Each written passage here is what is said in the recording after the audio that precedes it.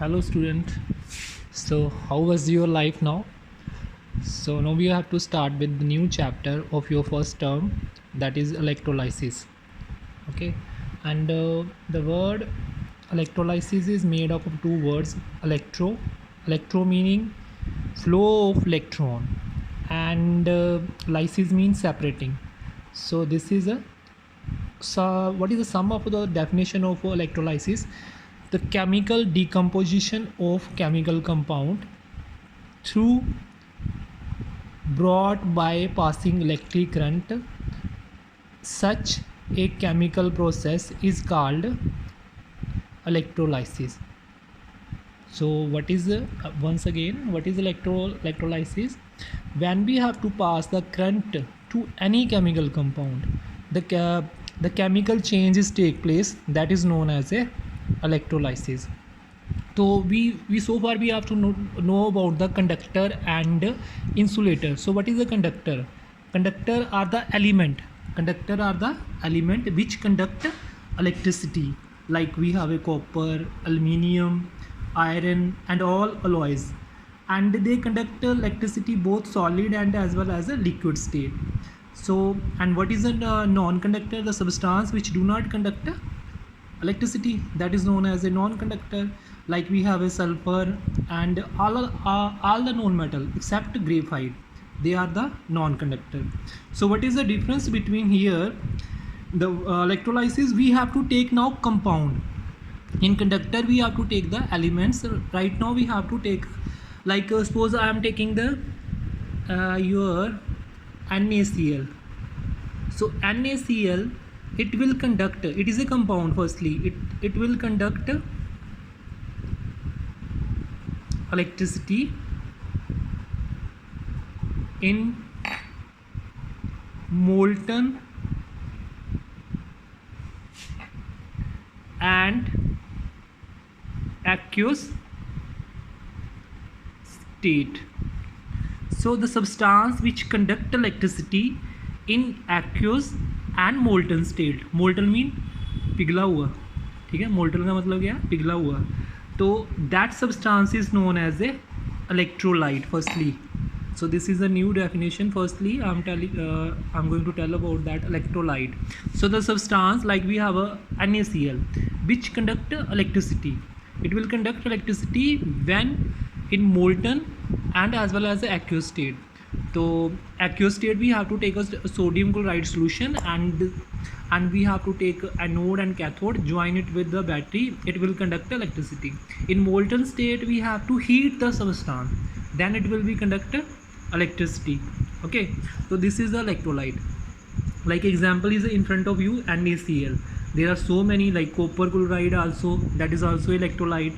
Okay, after that non-electrolyte, that is the first definition. Then the second definition is non-electrolyte.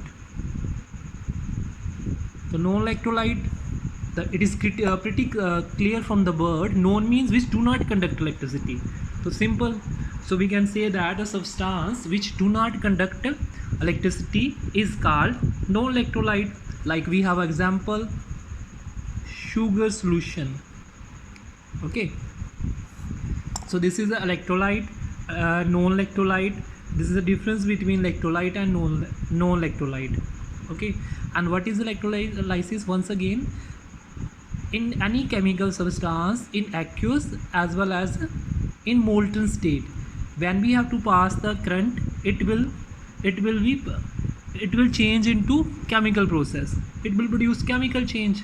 Okay, so there will be a chemical change. So simply you can say that when electricity is passed through any chemical compound, like we have a sodium chloride. Sodium chloride is a good conductor of electricity, ठीक है ना. तो it is broken down into ions. Due to the broken down of the ion, the movement of ion, the current will be flow in the solution as well as in a molten state. That is the process is known as a electrolysis. Now what is the difference between metallic conductor and electrolytic conductor? So this is, I'm writing here, metallic conductor, and then electrolytic conductor. Okay, so metallic conductor, I'm already told you it used to because of element, like we have a copper, iron, ठीक है ना. The flow of current consists in a single line. So due to the, we know that the conductor is a substance which conduct electricity due to the flow of electron. So element contain, the element which contain electron, that will be a, there will be a flow of electron. But in electrolytic, the current will be in two direction, one from positive to negative, another one is from negative to positive. Okay, if we are moving from positive cation flowing toward the negative, then negative cathode, because we know that positive ion always, we know that like I am here, I'm draw the structure of anode as well as a cathode. Okay, so cathode will carries negative charge, anode will carries positive charge in electrolysis. So what will be happen, let I take the solution of NaCl. So Na, when the current will be passed, suppose I join it with the battery, this is a plus, this is a negative. Okay, so what will be happen, it is broken down into N positive and Cl line. So what will, so we know that the cathode will carries negative charge, the sodium ion moves toward cathode and Cl ion moves toward anode. ठीक है, as we know that the sodium carries positive charge obviously, and cathode we act as a negative, so positive will attract it toward negative and negative will attract it toward positive. So this is the first difference. Then second, metallic conductivity is the property of metal and alloys, I'm already told. And electrolytic conductivity is the property of electrolyte, electrovalent compound. I think everybody knows this. This is the case of metal and alloys, and in this case we have electrovalent. I think in chemical bond we have to discuss about electrovalent compound. So electrovalent compound are the ionic, which contain ionic bond, like sodium chloride is there, है ना.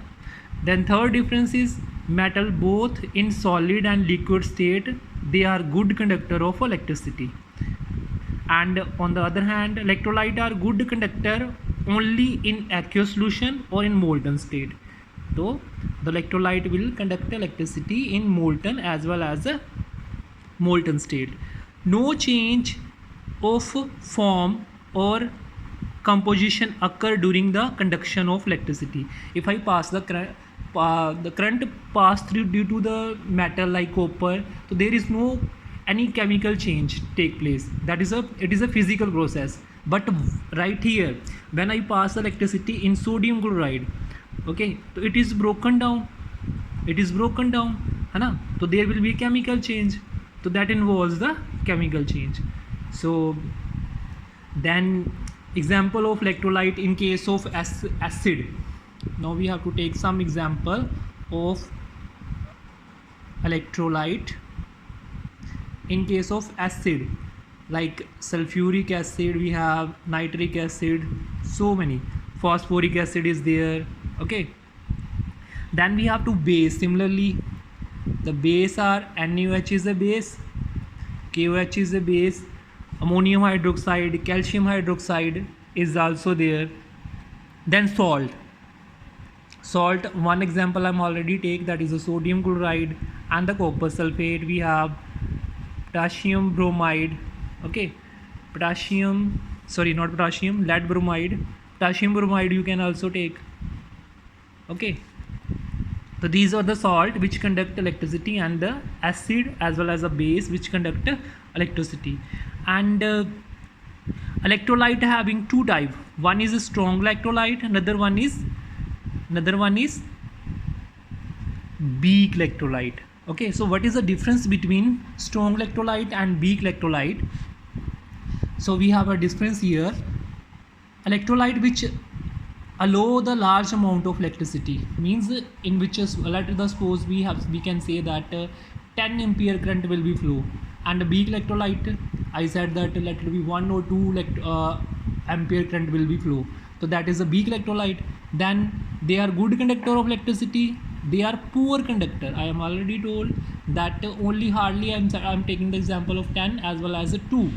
So they are poor conductor, and these are almost completely dissociate into fused or aqueous solution.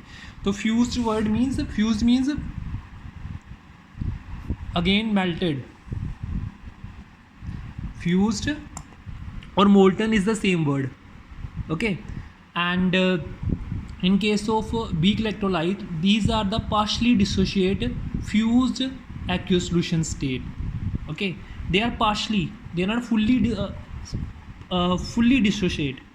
Okay, then these solution contain almost free mobile ions, like I'm taking sodium as well as sodium chloride solution, then it will be broken down into sodium plus chlorine ion. Okay, on the other hand, these solution contain ion as well as molecules. Okay, so it contain both ions as well as molecules, like I'm taking example of ammonium hydroxide. Okay, in case of a weak electrolyte, it will conduct, it partially dissociate. Ammonium hydroxide, it is a weak electrolyte, it will dissociate partially, and it contain ions molecule also, like we have ammonia also there. ठीक है ना. Then strong electrolyte, in strong electrolyte bulb glow brightly, and obviously in case of weak electrolyte the bulb glow dim. So example I'm already discussed with you, acid and base and salt, है ना. So acid we know that hydrogen chloride, sulfuric acid, nitric acid. Base NaOH already we discussed. Salt we have NaCl, potassium lead bromide, copper chloride, copper sulfate. In case of weak electrolyte, carbonic acid is a weak electrolyte.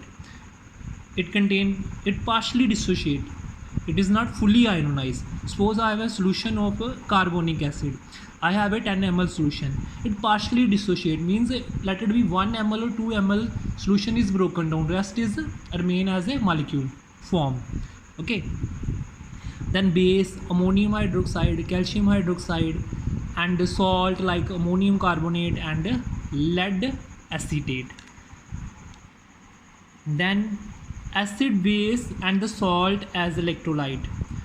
So we already know the acid, alkali and alkali ionized when dissolved in water, whereas the base and salt dissociate in fused state.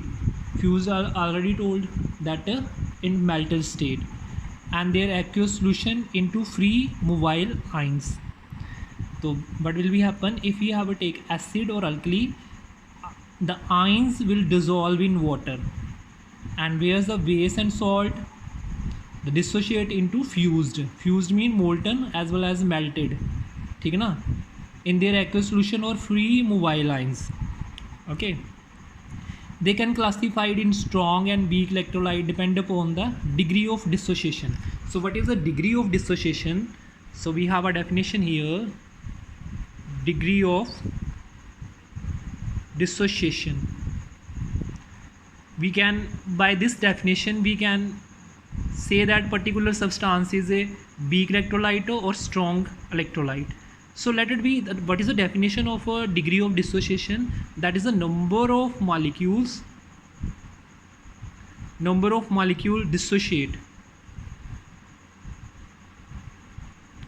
dissociated, let it be D, and total number of